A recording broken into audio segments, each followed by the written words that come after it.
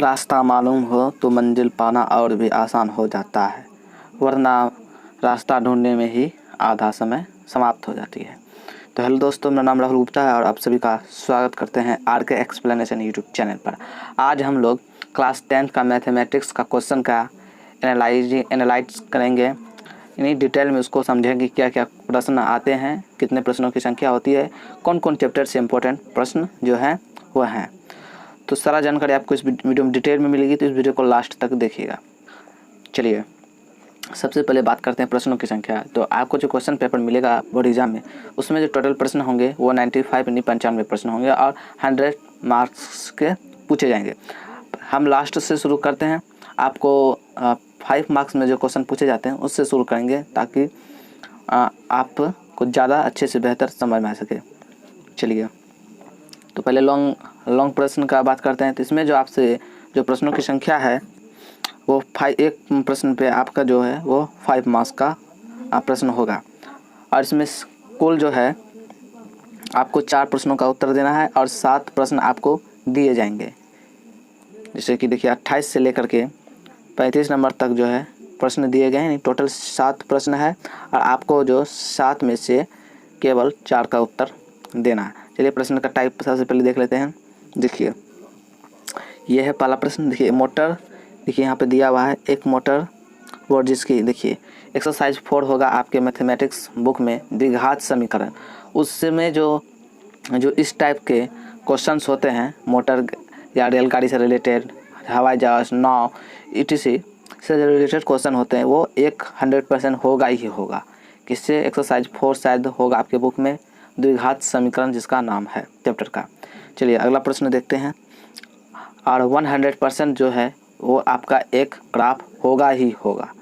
यानी यदि आप ग्राफ अच्छे से जान रहे हैं तो आपका जो ये 5 मार्क्स है वो कभी नहीं छूटेगा। ये 100% है कि आपका 5 मार्क्स आएगा ही आएगा यदि आप ग्राफ में अच्छे से प्रैक्टिस करते हैं। तो एक आपका ग्राफ 100% रहेगा ही रहेगा और एक द्विघात समीकरण से रहेगा। तो ये द्विघात समीकरण से जो है वो बहुत सारे स्टूडेंट्स नहीं भी बनते हैं, तो कोई बात नहीं, मगर ये जो है ग्राफ ये एक्स्ट्रा 5 मार्क्स, मान लीजिए फ्री में आपको मिल रहा है 5 मार्क्स, यदि आप थोड़ी सी ग्राफ में मेहनत करेंगे तो आपसे बन जाएगा।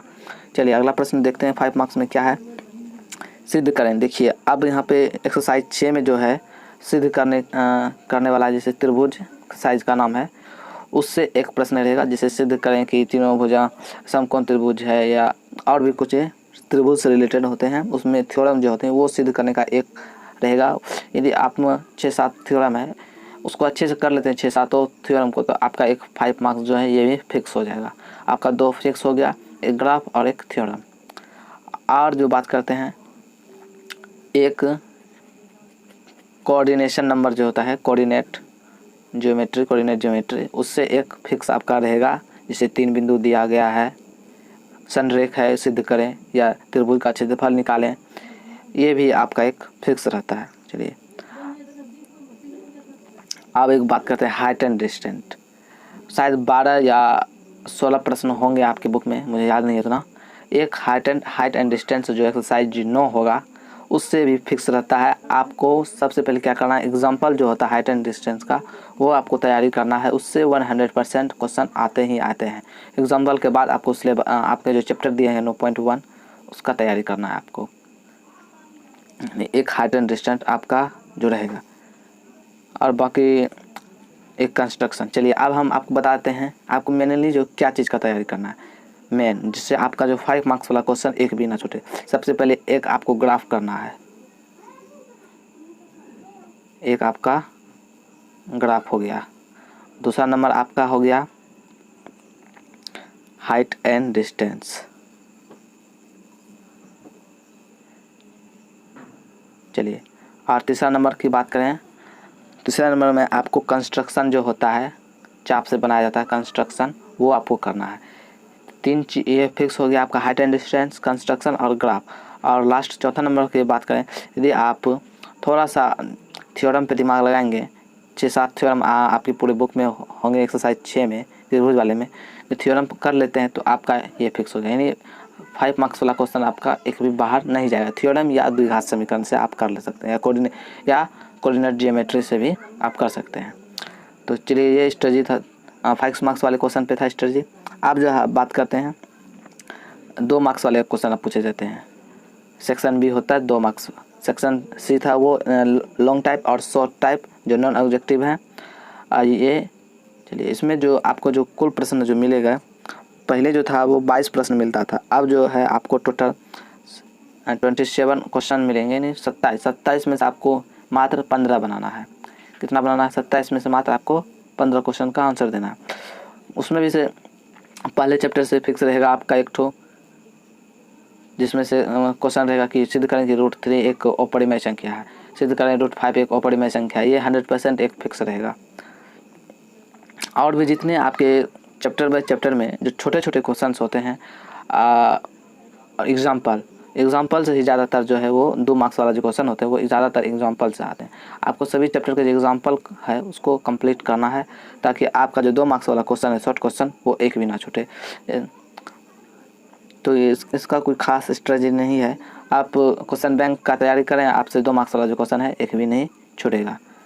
अब बात करते हैं ऑब्जेक्टिव की। मेन फोकस जो मैंने दिया वो 5 मार्क्स वाले क्वेश्चन पे दिया, क्योंकि अधिकतर स्टूडेंट जो है वो 5 मार्क्स वाले जो क्वेश्चन है उनसे छूट जाते हैं। तो किस तरह से उनको तैयार करना उसके बारे में हम बात किया। अब ऑब्जेक्टिव जो इस बार से जो किया गया है, यानी पिछले बार 2020 से ही 60 में से आपको जो है वो 50 का ही जवाब देना है। आपसे टोटल 60 ऑब्जेक्टिव क्वेश्चन रहेंगे आपको 50 ऑब्जेक्टिव क्वेश्चन का आंसर देना है। और ये जरूर नहीं है कि आप 1 बाय 1 करके दें। मान लीजिए आपको 1 नंबर आ रहा है, 2 नंबर आ रहा है और 3 नंबर जो क्वेश्चन है वो ऑब्जेक्टिव वो नहीं आ रहा, तो छोड़ दीजिए, चौथा नंबर बनाइए। लेकिन जो पहले बने, आप देखिए ऑब्जेक्टिव क्वेश्चन को कभी भी एक अटैम्प्ट में कंप्लीट नहीं कीजिए, 2 अटैम्प्ट 3 अटैम्प्ट लीजिए। पहला अटैम्प्ट में आपको क्या करना है, जो बन रहा है वो सीरियली बाय सीरियली देख लिए और टिक कर दें। फिर आपको गिनती करना है आपके कितने क्वेश्चन सॉल्व हुए 50 में से। मान लीजिए आपने पहले अटैम्प्ट में 55 क्वेश्चन सॉल्व किए, अब फिर आप सेकेंड अटैम्प्ट लीजिए, सेकेंड में ज़रूर आप 35 तक पहुंचेंगे। फिर थर्ड अटैम्प्ट लीजिएगा, थर्ड में आप 50 कंप्लीट कर लीजिए। इससे क्या होगा, फर्स्ट अटैम्प्ट में जो आपने 25 किए वो तो 100% आपका सही होगा ही होगा। उसके बाद फिर सेकेंड में आप 10 क्वेश्चन सॉल्व किए, 35 क्वेश्चन टोटल बनाए सेकेंड अटैम्प्ट में, उनमें से हो सकता है कि 2 आपका गलती हो जाए, फिर भी आपने 8 क्वेश्चन कंप्लीट किए। देखिए 25 + 8, फिर 15 मान लीजिए 15 में, फिर थर्ड में मान लीजिए आप 15 में से ज़रूर से ज़रूर 14 या 13 कंप्लीट कर लेंगे। टोटल आप देख लीजिए कितना हुआ, टोटल हुआ आपके 47, यानी आपका 3 ज़रा। यही आप 1 बाय 1 करते हैं या किसी कोई क्वेश्चन भारी होता है उसमें आप फंस के अपना टाइम गवा देते हैं, उसके चक्कर में आपका 1 के साथ साथ 2 भी गलती, 2 के साथ 4 गलती हो जाता है। तो मेरे लिए यही है कि ऑब्जेक्टिव पे आपको क्या करना है, 3 अटैम्प्ट में आपको क्वेश्चन बनाना है, एक बार में कंप्लीट ऑब्जेक्टिव नहीं बनाना है। हो गया। दूसरा स्ट्रेटेजी था 2 नंबर मार्क्स के लिए क्वेश्चन के लिए जो आपको करना है वो ज़्यादा से ज़्यादा एग्जाम्पल, जो बुक में एग्जाम्पल होते हैं चैप्टर से पहले, उस पर ध्यान देना है। और तीसरे नंबर में 5 मार्क्स जो लॉन्ग टाइप क्वेश्चन है उसमें जो आपको मैंने बता दिया ग्राफ पे आपको ज़्यादा फोकस करना है। वो 100% ग्राफ आता है और सभी स्टूडेंट से बन जाते हैं।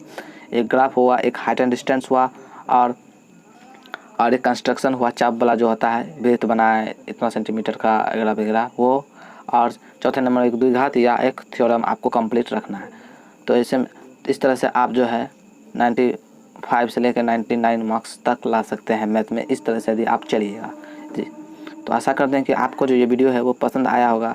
हम फिर अगले वीडियो में साइंस के बारे में बात करेंगे कि किस तरह से आपका स्ट्रेटेजी साइंस में होना चाहिए 95 मार्क्स के लिए। मिलते हैं अगले वीडियो में, तब तक के लिए बाय बाय, टाटा, जय हिंद, जय भारत, वंदे मातरम।